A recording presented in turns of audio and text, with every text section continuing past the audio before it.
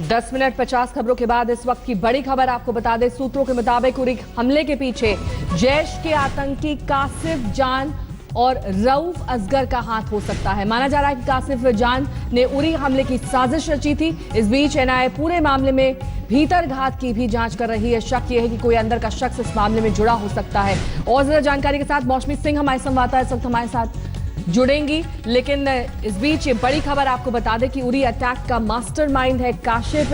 कई ऐसे सबूत मिले हैं, लेकिन घर का भेदी भी होने की बात की जा रही है। जांच का विषय है यही। तमाम सबूत एनआईए ने सौंप दिए हैं, जिसमें आतंकियों के ब्लड सैंपल, उनके पास से जीपीएस सेट बरामद किए गए थे। ये तमाम चीजें अब सौंपी जाएंगी आगे तफ्तीश के लिए, ताकि ये पूरी तरह से साबित हो सके कि आखिरकार ये आतंकी पाकिस्तान से आए थे। पाकिस्तान में इसकी साजिश रची गई थी। जो जीपीएस सेट है वो अमेरिका के एक लैब में भेजे जाएंगे टेस्टिंग के लिए, ताकि ये मालूम हो सके कि हमले में जिस तरह से काशिफ जान और रऊफ का हाथ होने की बात सामने आ रही है, आखिरकार किस तरह से पूरी प्लानिंग की गई और किस रास्ते से आतंकी दाखिल हुए उरी में।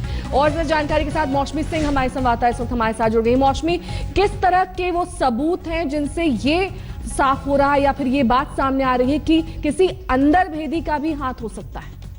बिल्कुल नेहा, देखिए एनआईए पूरे इस मसले की जो जांच कर रही है उसमें उसने आईबी और रॉ की भी मदद मांगी है। इसमें 3-4 पॉइंट्स जो उभर के आ रहे हैं वो एनआईए 3 एंगल्स पे इन्वेस्टिगेट कर रही है। सबसे बड़ा जो एंगल है वो ये है कि जो काशिफ जान है और रऊफ असगर हैं, जिन्होंने पठानकोट में भी अहम भूमिका निभाई थी, एक हैंडलर के तौर पर लगातार कॉल्स ट्रेस हुई थी पठानकोट से पाकिस्तान के नरोवल में, वही काशिफ जान जो कि सीनियर ऑपरेटिव है जैश ए मोहम्मद का, वो इन्वॉल्व हो सकता है इस पूरे उरी के टेरर अटैक में। दूसरा कि जिस तरह से हमले को अंजाम दिया गया, आप देखें बिल्कुल एक तरह से परफेक्शन में की तौर पे पूरा जो एग्जीक्यूट किया गया ये पूरा आतंकी हमला, उसमें ये बात भी सामने आ रही है कि हो सकता है कुछ इन्फॉर्मर्स हों, कुछ इंसाइडर्स हों जिन्होंने मदद की हो, एग्जैक्ट इंफॉर्मेशन दी हो कि कब ट्रूप की मूवमेंट होती है कैंप में, कहाँ मूवमेंट होती है, क्या ट्रूप करता है, अलग अलग टाइम शेड्यूल शेयर किया हो,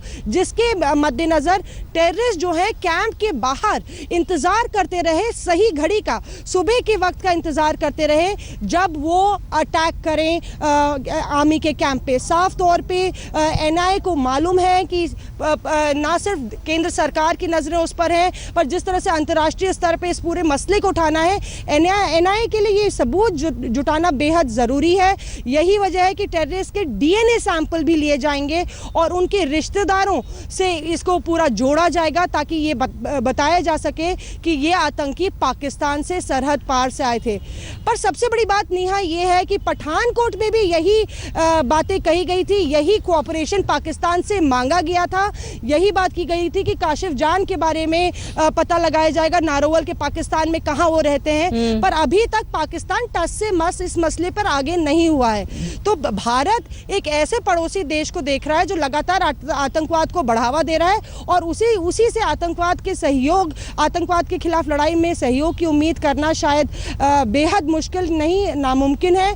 यही मसला है कि अब भारत सोचता है कि अंतर्राष्ट्रीय स्तर पे ये सारे सबूत जो हैं वो जुटा के वो अंतर्राष्ट्रीय समुदाय को पेश करें। जी, बहुत बहुत शुक्रिया मौसमी, इस तमाम जानकारी के लिए आपका। मौसमी सिंह हमारे संवाददाता जानकारी।